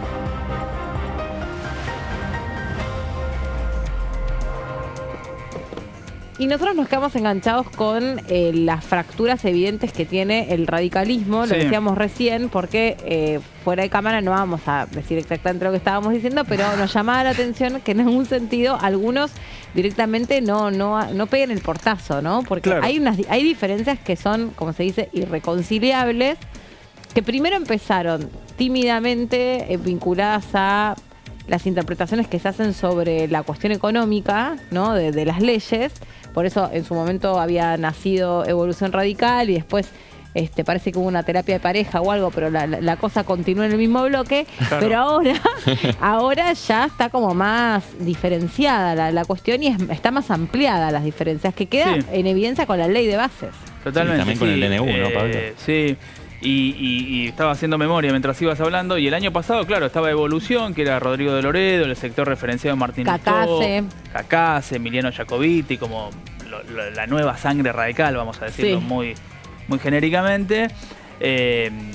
Y el otro bloque de la UCR más tradicional, conducido por Mario Negri, más institucional, más orgánico. Lustora el díscolo, ¿no? Que era el que tenía la ascendencia sobre claro. Rodrigo de Loredo también generaba un movimiento regenerador, distinto, ¿no? Bueno, atención, en el Senado también quedó expuesto eso, porque Lustó con su propio dictamen y el resto de los radicales fueron con el dictamen de mayoría. Y el DNU que mencionaba Seba, yo creo que tenés todos los votos todos los botones posibles, todos tenés un radical. Digo, y ahora, abstención, rechazo o aprobación. Y ahora ustedes que tienen experiencia parlamentaria, que era un poco lo que estábamos también charlando antes, el valor de tener periodistas como ustedes, lo digo yo, no lo dicen ustedes, que tienen como el finito de la interpretación de todo lo que pasa acá, que es lo verdaderamente interesante de que se enteren y que pongan este canal para conocer el meollo de la cuestión. ¿Por qué no se termina de fracturar la UCR y arman, UCR friendly y UCR más díscola de verdad? ¿Por qué no arman un interbloque ahí? ¿Por qué siguen conviviendo todos abajo de algo que lleva el nombre de un partido muy tradicional? ¿No? Que además después, perdón, digo algo más, cuando fue lo de la marcha universitaria, también quedaron como incómodos, porque esa cosa de llevar ese nombre tradicional suponía que ellos tenían que no solamente marchar, sino que sentarse en la sesión y abrazar este tema como ninguno. Claro, y no fue el caso para esa sesión. No, porque coincidió la marcha con la sesión, digo. Mira, te tomo una pregunta, Mary, una respuesta preliminar que se me ocurre en este momento. Bueno, mirando en el espejo retrovisor lo que fue la experiencia de Evolución, que terminó finalmente diluyéndose en el bloque UCR, no dio los mejores resultados. Digo, la UCR perdió volumen, perdió peso dentro de la discusión específica parlamentaria, también obviamente a la hora de pelear lugares estratégicos en las comisiones. Es verdad que esa discusión ya se dio, digo, ya están conformadas las comisiones, pero no es lo mismo un bloque fuerte. Y digo, esto le conviene a todos los sectores que están comprendidos dentro de la Unión Cívica Radical. No es lo mismo un bloque de 34 legisladores nacionales que, hablemos concretamente, que de 29 diputados nacionales, porque si pierde, si hay una diáspora dentro del radicalismo, serían 5 diputados nacionales que son el bloque que conduce, digamos, el sector que conduce Facundo Manes junto a Pablo Juliano, Fernando Carvajal, que creo que hiciste referencia a vos, el formoseño, que también se mostró muy díscolo y bueno, y enojado. Es uno de los que menos oculta su insatisfacción con el rumbo que le está imprimiendo Rodrigo de Loredo, obviamente de mucha afinidad hacia el oficialismo, ¿no? Y también Marcela Colli, digamos, con un grado menor, con un matiz menor, también Galimberti en Entrerriano. Serían 5 los diputados nacionales que podrían salir de ese esquema. Pero bueno, Colli, perdería peso. Colli como la raza del perro. No. C-O-L-I. Ah, listo. Perdón, hice la analogía para recordarme. ¿Ella de qué? L-L-I-E. I-E. Collie. ¿Es bonaerense ella? ¿Ella de eso? ¿De qué provincia? Una buena es? pregunta, creo que sí, que es bonaerense. Ahora lo buscamos. Entonces tenemos Formosa, Entre Ríos, Buenos Aires, Ciudad de Buenos Aires y... No, y ahí paramos. Sí, pero porque también está después lo que sería el sector de Lustó, que ahí sí tenés diputadas. Dania Tabela es de la provincia de Buenos Aires, pero Mariela Ana Carla Coleta, Carrizo también está. Claro, es de la ciudad de Buenos Aires. Ana Carla Carrizo lo mismo. Y ahí te sumo al análisis. Eugenia también Sarapura a veces mete notas disonantes también. Eugenia. Te sumo a la... Pampiana, Marcela Colli. Te anoto, Pampiana, sí, te perdón. anoto. De la Pampa. No, como dijo notas, pero mala mía. Te anoto que estos diputados que estamos mencionando no tienen un respaldo de un gobernador, por ejemplo. No tienen un jefe territorial. Y eso les da más libertad. Pero tiene el riesgo de caer en algo más testimonial. También. Digamos, en los otros, ¿y por qué sobre no todo en el de une Rodrigo, pensá que el radicalismo tiene 5 gobernadores, hacía muchísimo que eso no pasaba. ¿Viste? Lo mío, sí. Gobiernan Santa Fe, que es una super provincia, la tercera más grande del país, qué sé yo. Y yo creo que todas esas cosas pesan en la consideración de un diputado, sobre todo además de un diputado radical que tiene toda una tradición orgánica, partidaria y demás. Sí, pero me parece que eso, por lo menos con este gobierno, y me da la sensación a mí, como se dicen, como están las cosas país, me parece que eso le termina resultando un disparo en el pie al UCR. Esa cosa de la institucionalidad, de la tradición, de un partido que tiene 200 años. Estoy de acuerdo con vos. Pero bueno, es como ellos transitan sus diferencias internas. Yo creo que el radicalismo tiene, esto ya es una opinión estrictamente personal, 100 y pico, pero 100 años. Estrictamente personal, me parece que tienen que reconfigurar un ideario y a partir de ahí marchar juntos, si no es muy difícil. Tenés tres tipos de votaciones en el Senado, 3 tipos de votaciones de diputados. Claro, ¿por qué no rompe Martín Lustó? Quedaría solo, claramente. ¿Por qué no rompe Facundo Manes y Pablo Juliano? Porque quedarían en una postura muy testimonial. Ellos, me parece que el anhelo que tienen es dar esa dar la disputa por la hegemonía cultural e ideológica sin romper. Después se pueden dar contra la pared y pueden quedar pedaleando en el aire, pero me parece que la estrategia hasta ahora que primó es esa. Creo que Fernando Carvajal si no hay una estrategia, está tratando de empujar de tirar de la cuerda en sentido contrario. Y es muy probable que no haya una estrategia porque a veces lo que uno ve, sobre todo cuando los partidos, cuando no son gobierno, que no tenés un presidente, una presidenta que ejerce desde el comando central la botonera, muchas veces terminan siendo jefes territoriales. Entonces es difícil tener una estrategia nacional unificada y al peronismo le está pasando también. Fíjate cómo Jalil o Jaldo se ponen a negociar con francos y Kicillof está de punta, obviamente. Sí, obvio.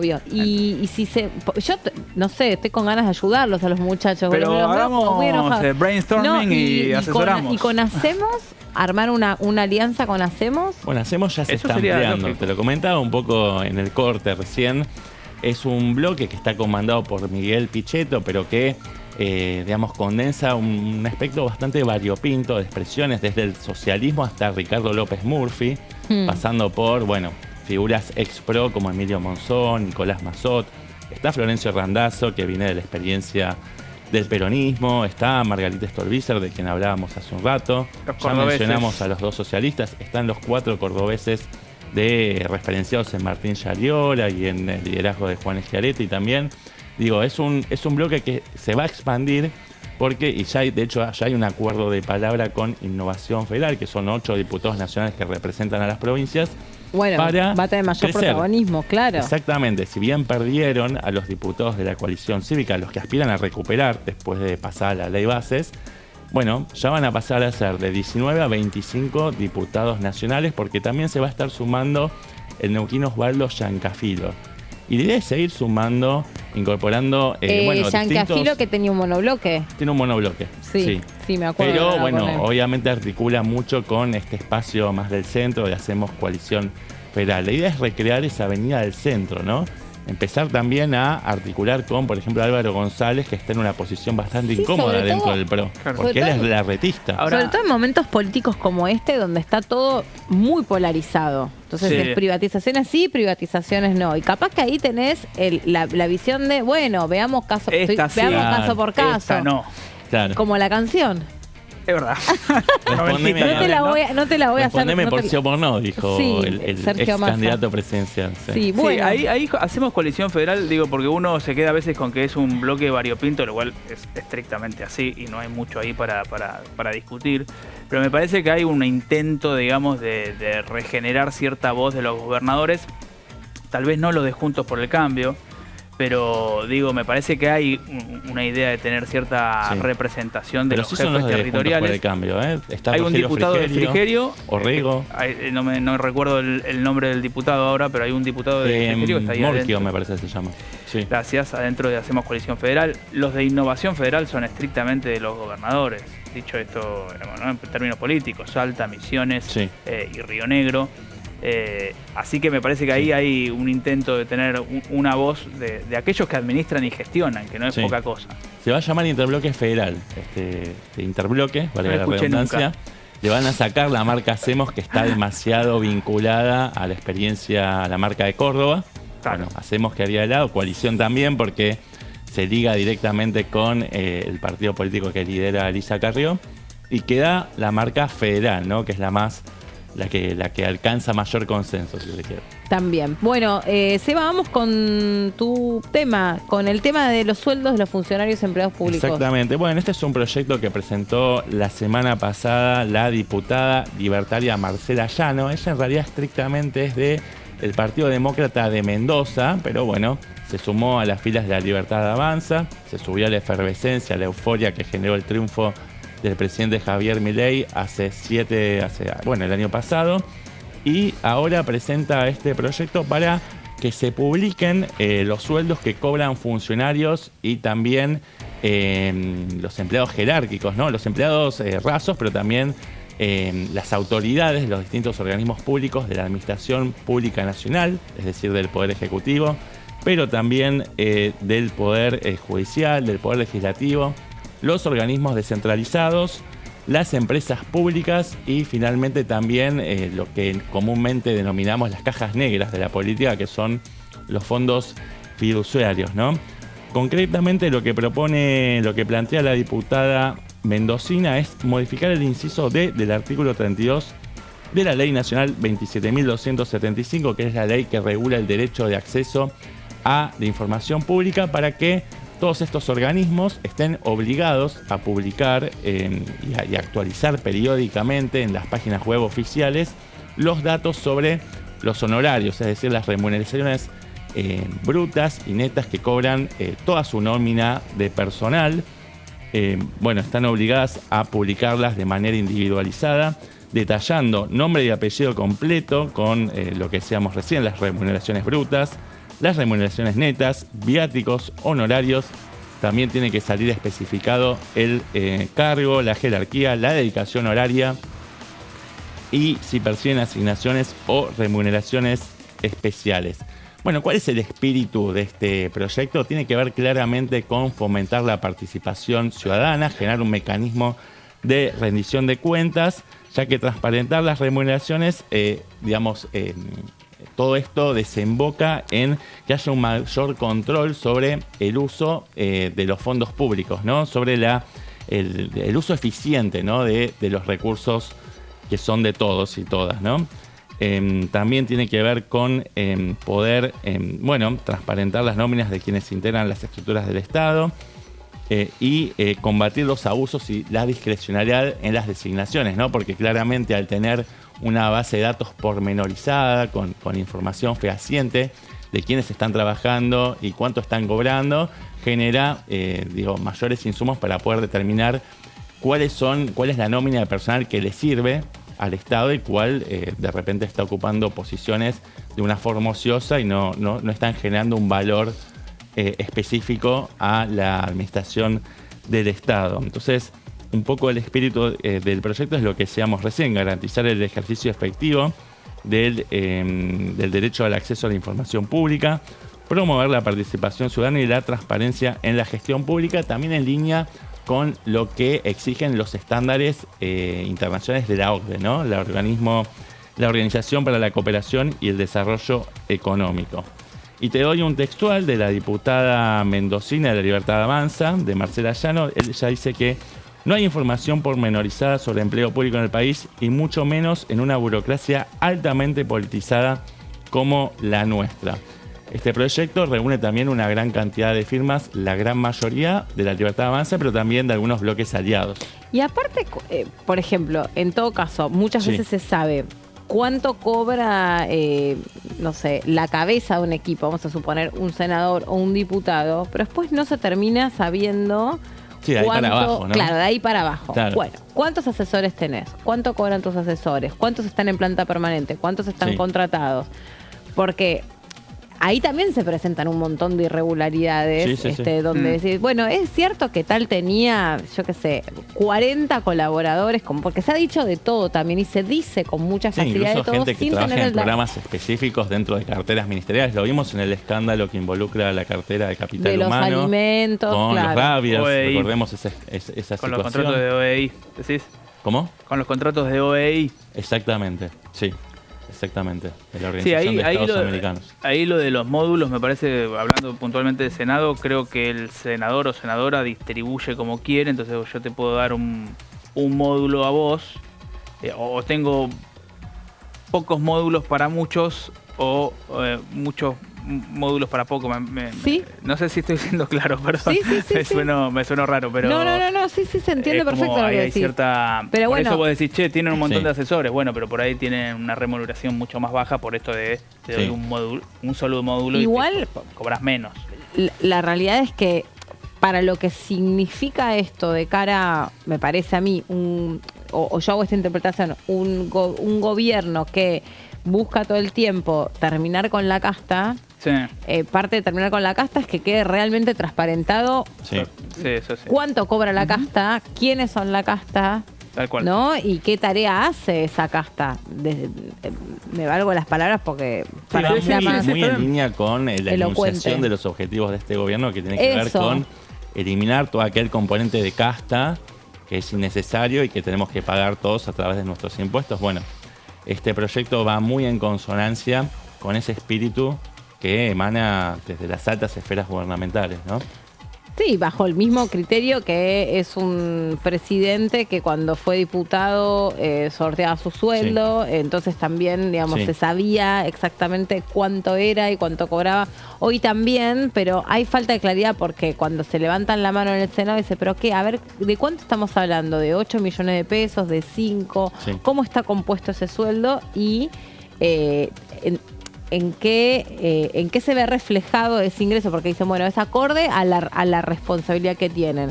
Bueno, entonces dicen, pero en ese sentido, alguien cobra 8 o 9 millones de pesos y bruto. Sesiona, bruto, y sesiona una vez al mes, es mucho, es poco, no debiera ser opinable. Es un debate paralelo, bastante entrelazado con este, y hay proyectos que buscan regular, digamos, la distribución de acuerdo a la cadena de responsabilidades dentro del Estado. Hay un proyecto concretamente del diputado, creo que de Miguel Pichetto, ¿no? Que también lo que busca es darle equidad a la estructura y a la distribución del presupuesto dentro de las dos cámaras, de todos los poderes del Estado, y teniendo en cuenta cuál es la carga de responsabilidad de quienes desempeñan esas funciones. Lo que dice el proyecto de Pichetto es que, por ejemplo, nadie puede cobrar por encima de lo que cobra el presidente de la Nación.